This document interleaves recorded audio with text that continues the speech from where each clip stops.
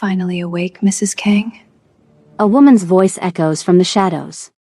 Amara's blood freezes. Her head throbbed like someone had taken a hammer to her skull. Blood trickled down her temple, warm and sticky. She tried to move her hands and felt rough rope cutting into her wrists, binding them to a metal chair. A figure steps into the light. Korean woman. Beautiful. Cold. Wearing all black. A scar runs down her left cheek. Who are you? Amara's voice cracks. The woman smiles, but it doesn't reach her eyes. I'm the real Mrs. Kang. The one your husband killed. If you're just joining us, this is part 2. Watch part 1 first or you'll be completely lost. The link is in the description, go watch it now. Subscribe and turn on notifications so you don't miss what happens next. Now let's see if Amara can survive the woman who should be dead. Amara shakes her head. Minjun's wife died 5 years ago. Car bomb. He mourned you. He mourned a lie. Hygiene circles her slowly. I didn't die. I was reborn. Remade. While my loving husband built his empire on my grave, I was being pieced back together in a hospital in Shanghai. Burned. Broken. Forgotten. She leans close, her scarred face inches from Amara's. Do you know what it's like to wake up and discover your husband never came looking for you? That he just moved on? Found a new woman to warm his bed? Amara's heart pounded so hard she thought it might burst through her chest. This woman was broken. Dangerous and completely unpredictable. What do you want from me? Hygiene straightened, her expression shifting from fury to ice. I want him to feel what I felt. I want him to lose everything he loves. And right now, she stroked Amara's cheek with cold fingers, almost gentle, almost loving. He loves you. Hygiene, I'm sorry for what happened to you. But hurting me won't undo your suffering. No. Hygiene smiled coldly. But it will create his. She walked toward the door, pausing with her hand on the handle. Get comfortable, Mrs. Kang. Your husband will come for you soon. And when he does, I'll make him watch you die. The door slammed shut. The echo rang through the empty warehouse like a death knell. Amara sat in the silence, her mind racing. She wasn't going to wait here to die. She wasn't going to be bait in someone else's revenge plot. Her eyes scanned the room desperately, searching for anything she could use. There. Near her feet. A broken pipe, rusted and sharp at one end. If she could just reach it. Across Seoul, Kang Minjun's penthouse had transformed into a war room. Screens covered every surface, displaying CCTV footage, satellite maps, data streams from every contact in the underworld. Armed men filled the space. Hackers typed frantically at laptops. Phones rang constantly. But Minjun heard none of it. He stood at the center of the chaos, his eyes fixed on a single photograph on his phone. Amara. Bloodied. Beaten. Lying on a concrete floor. The message beneath it burned in his mind. Miss me? HJ. HJ Hygiene. His dead wife. Except she wasn't dead. Boss. Park Joon-ho approached carefully, his voice measured. We've traced the van to the industrial district. 3 possible locations, but if we move too fast, we'll expose our operations. Minjun grabbed Joon-ho by the collar and slammed him against the wall. The crack of impact silenced the entire room. I don't care about operations. Minjun's voice was barely human. I don't care about exposure. I don't care if I burn this entire city to ashes. His eyes were wild, unhinged. Find my wife. He released Joon-ho, who straightened his collar with practiced calm. Too calm, perhaps. But Minjun was too consumed by rage to notice. Ms. Shin approached with a tablet, her face grave. Sir, there's something else. The phone signal, we traced it to a property owned by Kang Enterprises. Minjun froze. That's impossible. I own Kang Enterprises. You do. But this specific property, she showed him the screen. It was transferred to your sister's name 3 months ago. The floor dropped beneath him. Yuri. His own sister. Working with his dead wife. Get me Yuri, Minjun commanded, his voice deadly quiet. Now. But what Minjun didn't realize was that Yuri was just a pawn. The real traitor was standing in this very room, watching his every move, reporting to a man who'd waited 30 years for this moment.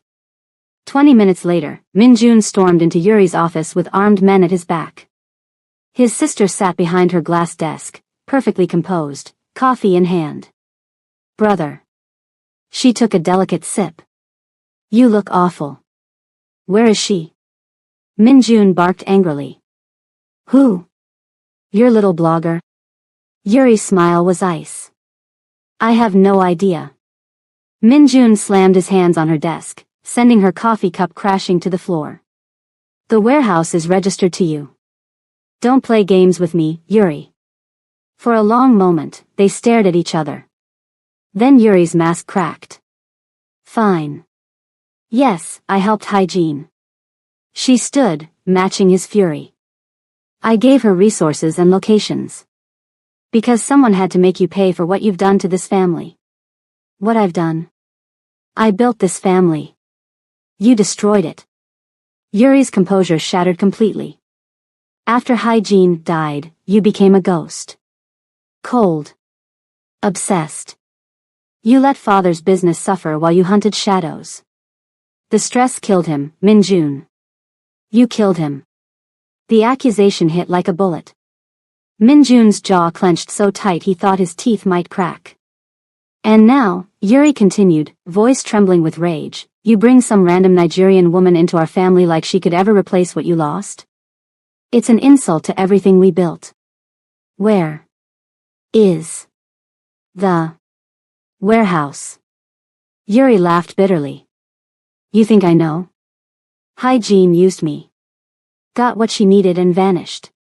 Her voice dropped. But I'll tell you this, she's not working alone. Someone bigger is pulling her strings.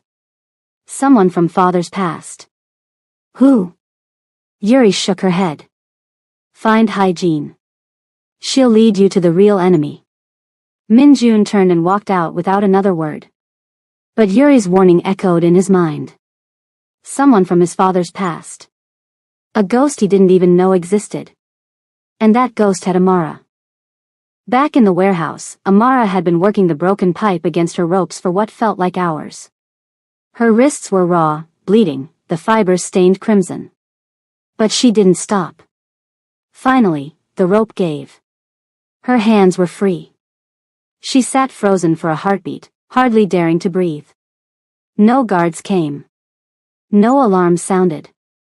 Maybe they'd underestimated her. Maybe they thought a blogger couldn't possibly escape. Their mistake. Amara crept through the warehouse, staying in shadows, her heart hammering. The building was a maze of corridors and rusted machinery. Every sound made her flinch. Every shadow seemed to move. She found a window. Broken, dirty, but big enough. Freedom was inches away. She was halfway through when a hand grabbed her hair and yanked her backward. Hygiene. Eyes wild with fury. Trying to leave? She threw Amara to the ground. I'm not finished with you. Amara didn't think. She grabbed the broken pipe she'd hidden and swung. It connected with Hygiene's shoulder. The woman screamed. They fought. Brutal. Desperate. Amara threw punches, kicks, everything she had. Years of surviving poverty in Lagos, fighting for every opportunity, she was tougher than she looked. But Hygiene had training. MAFIA training. The fight ended with Amara pinned, Hygiene's hands around her throat, squeezing. You think you can beat me? Hygiene hissed. I've survived worse than you can imagine. Amara's vision was going dark, spots dancing before her eyes. Her fingers scrabbled against the concrete floor, desperate, searching. Glass. A shard of broken glass. She grabbed it, slashed blindly at Hygiene's arm. The woman screamed, released her grip. Amara gasped for air and ran. This time, she made it to a door. Burst through into a hallway. Found stairs. Her lungs burned, her legs trembled, but she didn't stop. She was almost to the ground floor when she ran straight into a wall of armed men. Not Hygiene's men. These were different. Better equipped. More professional. An old Korean man in an expensive suit stepped forward from among them. His face was calm, elegant, terrifying in its composure. He looked at Amara like she was an insect. Interesting, but ultimately insignificant. Miss Okonkwo. His English was perfect, cultured. I've heard so much about you. Please, he gestured toward a door behind him. Join me for dinner. We have much to discuss. Amara had escaped one monster only to be caught by another. And something told her this one was far more dangerous. The dining room was absurd. Crystal chandeliers. White tablecloths. Fine china. All inside an abandoned warehouse. The elder, as his men called him, sat across from Amara, calmly cutting into a steak. You must be confused, he said pleasantly. Allow me to explain. Amara's hands were bound in front of her now, but she'd been given food and water. Her wounds had been bandaged. It was almost civilized, which made it more terrifying. 30 years ago, Minjun's father and I built an empire together, the elder continued. Then he betrayed me. Stole everything. Left me with nothing. He took a bite, chewed thoughtfully. I spent decades rebuilding. Waiting. When Hygiene survived that car bomb, I saw my opportunity. You saved her. I saved her. Healed her. Shaped her into a weapon. His eyes gleamed. She wanted revenge on her husband. I wanted revenge on his father's legacy. Our interests aligned perfectly. What do you want with me? You? He laughed softly. Your leverage. Minjun will come for you. When he does, I'll take everything, his empire, his power, his life. Just as his father took everything from me. He'll kill you. He'll try. The elder slid a folder across the table. But I have something he doesn't. Amara opened it with bound hands. Financial records. Documents. Evidence. Proof that Minjun's entire empire was built on blood money his father stole from me. If this goes public, he loses everything. Every legitimate business. Every government contract. Everything. Amara's heart sank. Even if Minjun rescued her, he could still lose his empire. She made a desperate gamble. What if I help you? The elder's eyebrows rose. Excuse me? I'm a blogger. I have influence. Followers. She forced her voice steady. If you want to destroy Minjun publicly, you need someone people trust. Let me go, and I'll tell your side. Make you the hero. The elder studied her for a long moment. Then smiled. Clever girl. You're buying time. I'm surviving. Yes. That's exactly why he loves you. He stood. I'll consider your offer. Enjoy your meal. It may be your last. He left. Amara exhaled shakily. She'd bought herself time. But how much? Back at the penthouse, Minjun was reviewing evidence with Miss Shin when something caught his eye. How did Hygiene know Amara's schedule? He muttered. Her exact location? Miss Shin hesitated. Only 3 people had that information. Myself, Junho, and your security team. Minjun pulled up footage from the kidnapping day. Scrubbed through frame by frame. There. A figure on a phone. Seconds before the van arrived. He zoomed in. Park Junho. His most trusted man. Making a call. Looking directly at Amara. Then walking away. The world shattered. Get him, Minjun said quietly. Bring him to me alive. 20 minutes later, Junho was on his knees in the basement, surrounded by guns. Why? Minjun's voice was barely audible. I treated you like family. Junho spat blood. Family? You treated me like a dog. For 10 years I watched you hoard power while the rest of us got scraps. I trusted you. That was your mistake. Junho's eyes gleamed with defiance. The elder promised me what you never did. Respect. Power. A seat at the table. Minjun's blood ran cold. The elder? Kwon Sung-jae. Your father's old partner. The one he betrayed 30 years ago. Junho grinned. He's been planning this for decades. Hygiene is just the bait. You're the real target. Minjun grabbed Junho's jaw, forcing eye contact. Where is the elder? Kill me and you'll never find her in time. Minjun nodded to his men. A car battery was wheeled in. I've done things you can't imagine to protect what's mine, Minjun said softly. Don't test me. 10 minutes of screaming later, Junho broke. The old Kong Industries warehouse. Incheon docks. How many men? 30. Maybe more. Junho slumped forward. He's expecting you. Minjun stood. Mobilize everyone. We move in 1 hour. He walked toward the door, then paused. Kill him. The gunshot echoed as he left. Minjun's heart broke a little. He just killed his best friend, all because of a woman. How many more would he kill to keep Amara safe? Are you Team Minjun or do you think he's walking into a trap? Smash that like button and drop a comment. We're about to see if his rescue mission saves Amara or destroys them both. In the warehouse, Hygiene sat alone in her room, nursing her wounded arm. She stared at an old photo, her and Minjun on their wedding day. Young. Happy. Before everything went wrong. A knock. The elder entered. The trap is set. Minjun will come tonight. Hygiene nodded. Good. The elder studied her. You hesitate. Why? I don't hesitate. You fought the girl. You could have killed her. He sat beside her.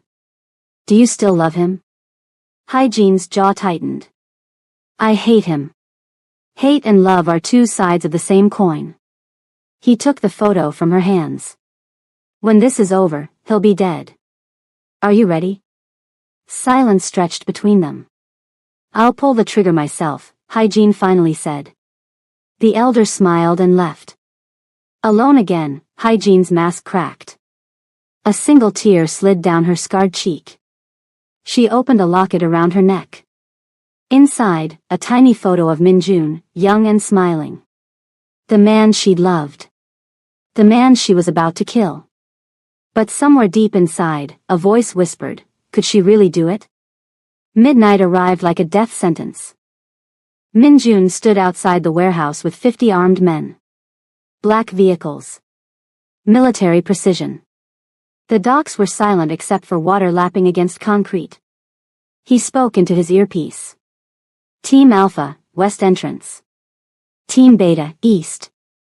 Team Gamma, with me through the front. One of his captains protested. Sir, the front is where they'll be strongest. I know. I want them focused on me. Minjun loaded his gun. Whatever happens, get Amara out. That's the only objective. The assault began. Gunfire erupted. Minjun's men breached the warehouse. Bodies fell on both sides. Minjun fought through the chaos, a man possessed. A bullet grazed his shoulder. He didn't stop. Another caught his cheek. He kept moving. Inside the warehouse, Amara heard the gunfire. Her heart soared. He came. The elder's men burst into the dining room. Move. We're evacuating. They grabbed her roughly. Started dragging her toward a back exit. Amara struggled, screamed. MNJUN. Somewhere in the chaos, he heard her. Amara. Their voices found each other through the gunfire. But between them stood 30 armed men.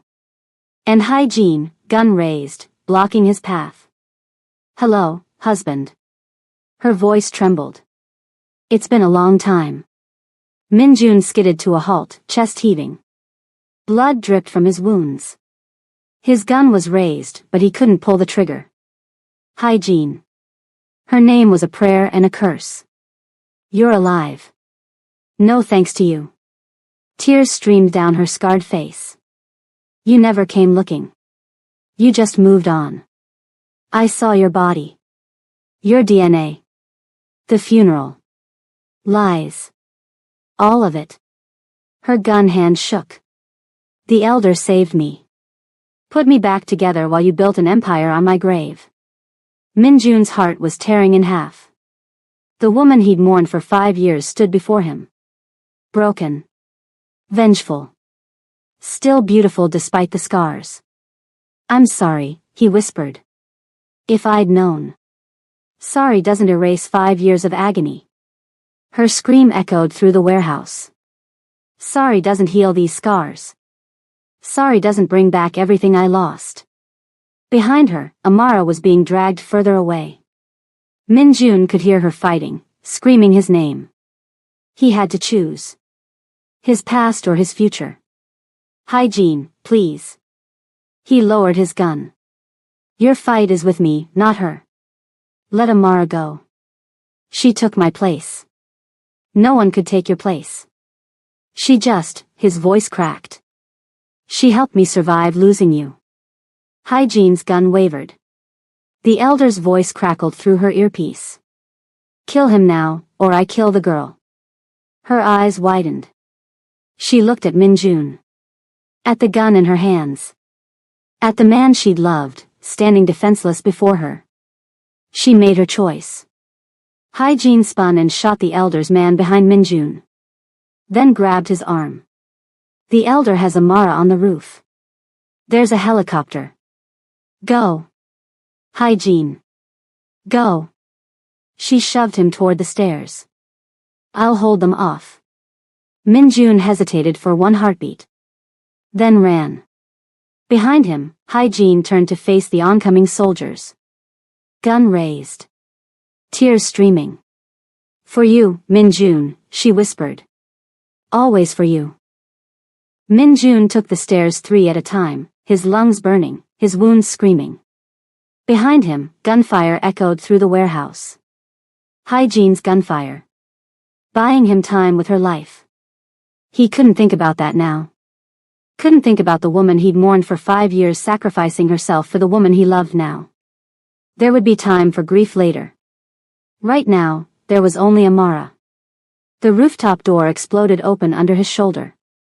Wind whipped around him, cold and violent. A helicopter waited 20 meters away, rotors already spinning, ready for takeoff. And there, silhouetted against the Seoul skyline, stood the elder. His arm locked around Amara's throat. A gun pressed to her temple. "Stop right there, Mr. Kong." The elder's voice carried over the rotor noise, calm and cultured. "One more step and I paint this rooftop with her brains." Minjun froze, his gun raised, his heart slamming against his ribs. Amara's eyes met his across the distance. She was bruised, bleeding, terrified, but alive. Still alive. "Let her go." Minjun's voice was raw. "Your fight is with me. With my father's legacy. She has nothing to do with this." The elder laughed. "She has everything to do with this. She's the reason you're standing here, bleeding and desperate, instead of safe in your penthouse counting your money." He tightened his grip on Amara's throat. "Love makes men stupid. Your father knew that. It's why he eliminated anyone who made him weak. I'm not my father. No. You're worse."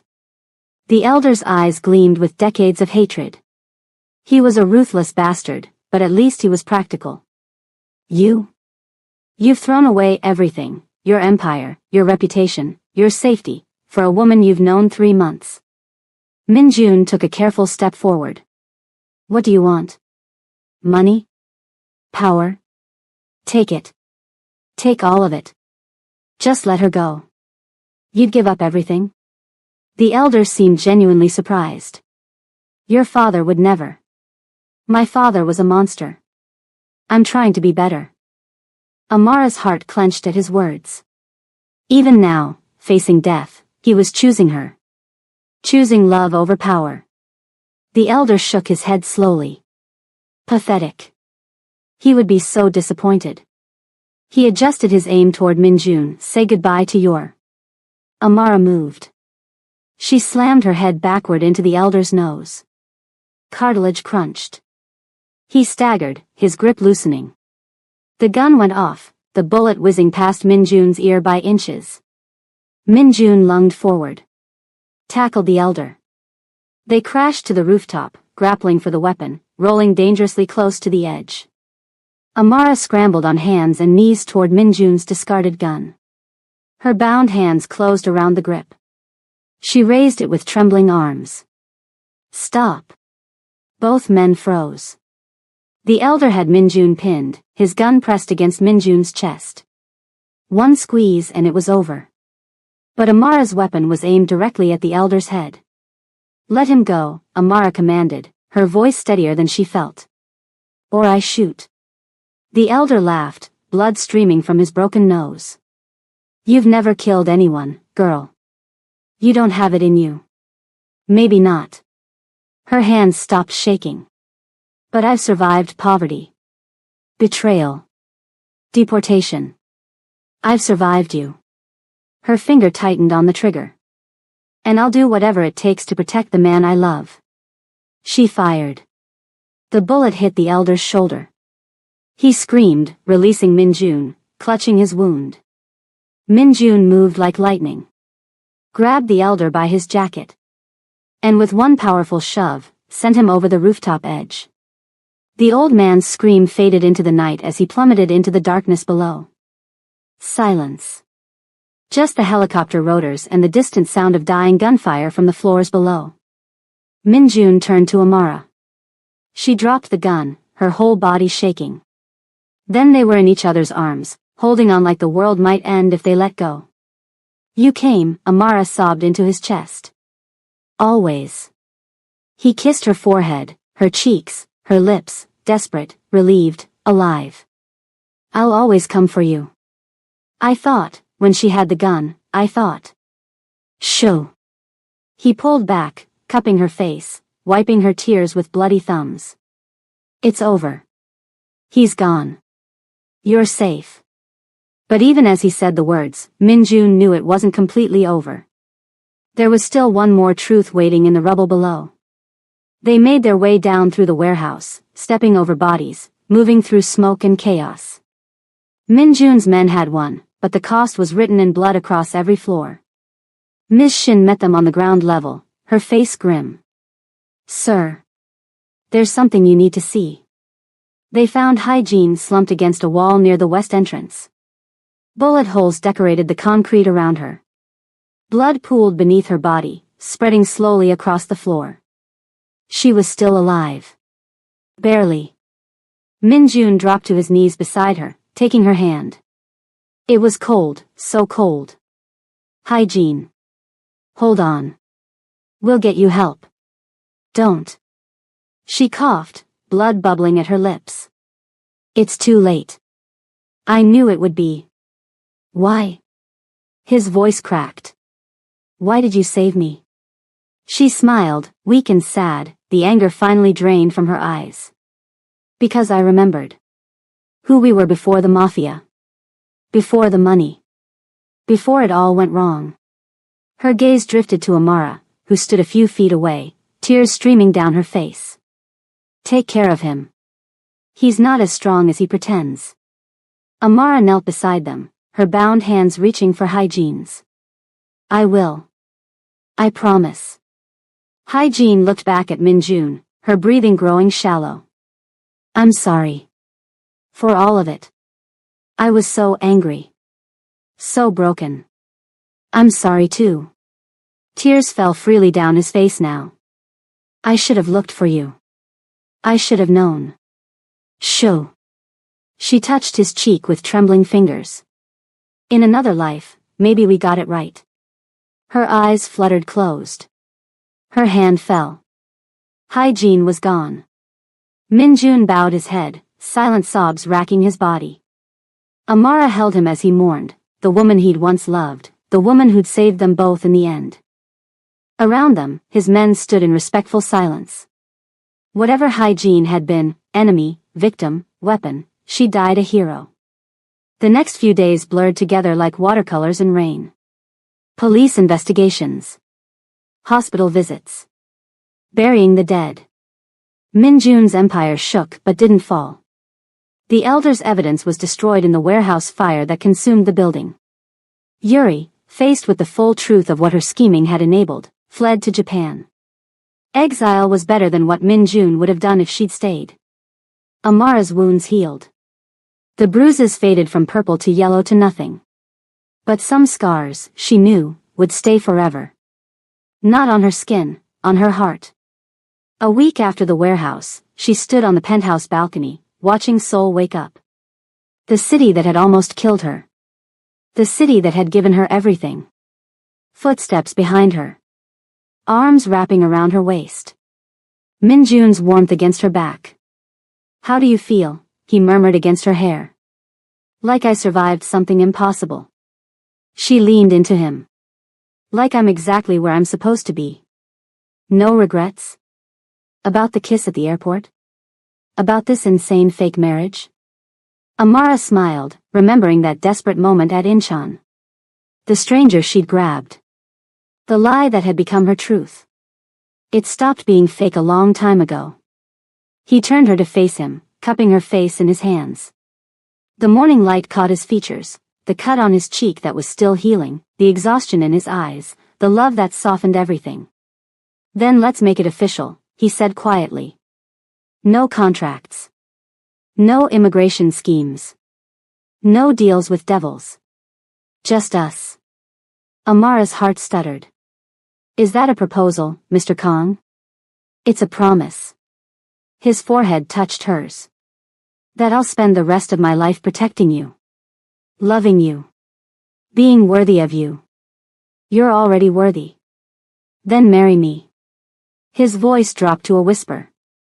"For real this time." For a moment, Amara couldn't speak. Couldn't breathe. Everything she'd been through, the deportation, the fake marriage, the kidnapping, the gunfire, it had all led here. To this moment. To this man. Yes, she finally managed. 1,000 times yes. He kissed her, soft and deep and full of promise. When they finally broke apart, both of them were crying. "We should probably tell your men," Amara said with a watery laugh. "They still think I'm the blogger who got you kidnapped. They think you're the woman who shot the elder in the shoulder and saved my life." Minjun grinned. "Trust me, you have their respect." "And Miss Shin?" "Miss Shin has already started planning the wedding. I think she's more excited than we are." Amara laughed, really laughed, for the first time in what felt like forever. And Minjun held her, his heart full of something he'd thought he'd lost the ability to feel. Hope. 3 months later, they stood at Incheon Airport. Not in the detention center where they'd first met. Not in the immigration office where they'd first lied. But in the VIP terminal Minjun owned, surrounded by their closest friends, the few they trusted, and a minister who'd agreed to perform the ceremony in exchange for a very generous donation. Amara wore white. Simple. Elegant. No designer labels or extravagant jewels. Just a woman in love, marrying the man who'd turned her desperate lie into a beautiful truth. Minjun wore black, as always. But his eyes were soft, his smile genuine, his hands steady as he held hers. "Do you, Kang Minjun, take Amara Okonkwo to be your lawfully wedded wife?" "I do." No hesitation. No doubt. "And do you, Amara Okonkwo, take Kang Minjun to be your lawfully wedded husband?" Amara looked at him, this dangerous, powerful, broken, beautiful man who'd saved her life in more ways than one. "I do." "Then by the power vested in me, I now pronounce you husband and wife. You may kiss the bride." Minjun pulled her close, and when their lips met, the small crowd erupted in applause. Miss Shin was crying. The security team was trying very hard not to. Even the airport staff who'd witnessed their first meeting were watching through the glass, smiling. "Hello, Mrs. Kong," Min-jun murmured against her lips. "For real this time."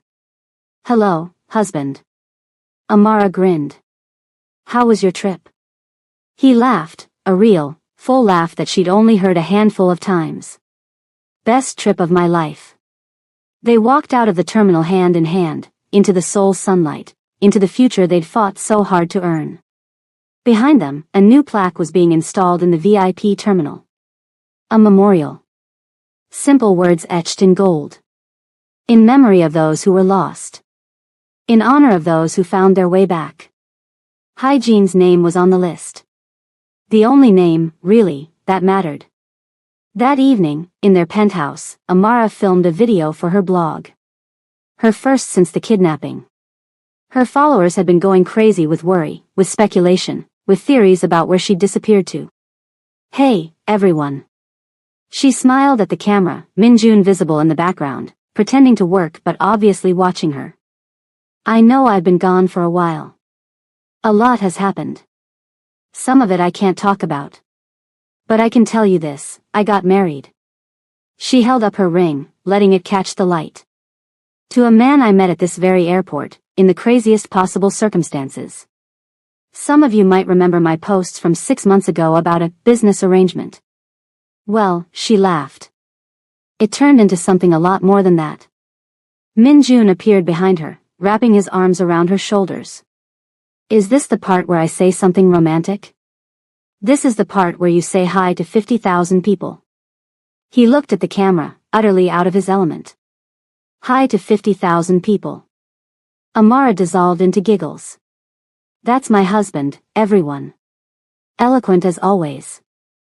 I run an empire. I don't do social media. You do now." She kissed his cheek. "Say goodbye." "Goodbye." He disappeared from frame, muttering something about dignity and reputation. Amara turned back to the camera, her smile softer now. "I'm not going to share all the details of what happened. Some stories are too personal. Too painful. But I will say this, sometimes life takes you to the darkest places imaginable. And sometimes, in that darkness, you find the brightest light." She glanced back at Min-jun, who was watching her with naked adoration. "I found mine. And I'm never letting go." She ended the video. Posted it. Within minutes, the comments were exploding. "She got married? Who is that man, OMG? Wait, is that the airport? Where she almost got deported? This is the best plot twist ever." Amara laughed, scrolling through the reactions. Min-jun came up behind her, reading over her shoulder. "They seem excited," he observed. "They have no idea what we went through to get here. Would you tell them? If you could?" Amara considered the question. The fake marriage. The scheming sister. The dead wife who wasn't dead. The betrayal. The kidnapping. The rescue. The sacrifice. "Maybe someday," she said finally. "When it feels less like a wound and more like a story. And until then?" She stood, wrapping her arms around his neck. "Until then, I live the happily ever after we earned." He kissed her, long and deep, and for a moment the world outside ceased to exist. Later that night, they stood on the balcony together, watching the city lights. Seoul spread out beneath them like a sea of stars, beautiful and dangerous and full of possibilities. "What happens now?" Amara asked. "Now we live." Min-jun pulled her closer. "We build something new. Something clean. I've been thinking about getting out of certain businesses. Going legitimate. It won't be easy, but you're not your father." "No." He kissed the top of her head. "I'm not." "And the elders' people? Yuri? Are there more threats out there?" "There are always threats. But I have the best security in Seoul. And more importantly," he tilted her chin up, "I have something worth protecting." Amara smiled, her heart full to bursting. You're getting sappy in your old age, Mr. Kong. Blame my wife. She's a terrible influence. They laughed together, easy and free, two people who'd walked through fire and come out the other side. Below them, the city hummed with life.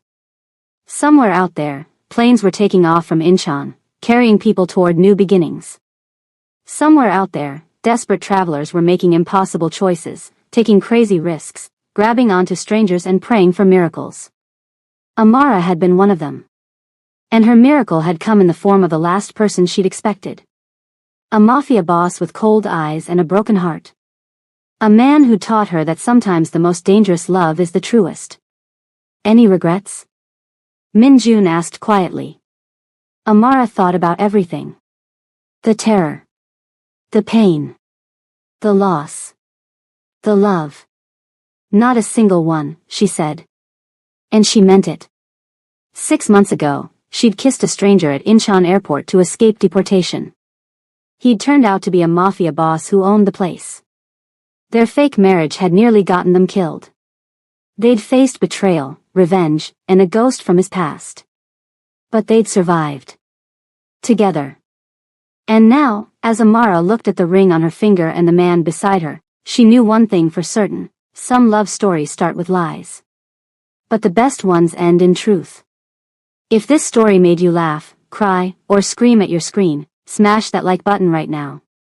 Subscribe if you haven't already. We have more Afro-Korean romance stories coming that will absolutely destroy you emotionally.